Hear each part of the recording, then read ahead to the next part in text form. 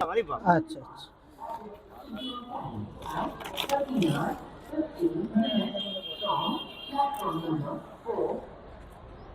বোতলটা খুলে দিলাম দাদা। পেটটা শান্তি হোক।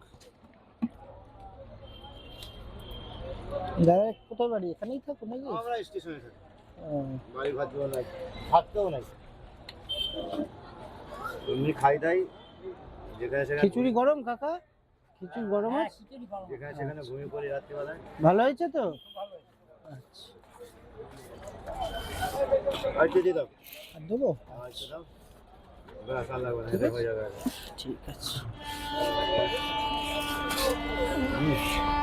ভালো হয়েছে?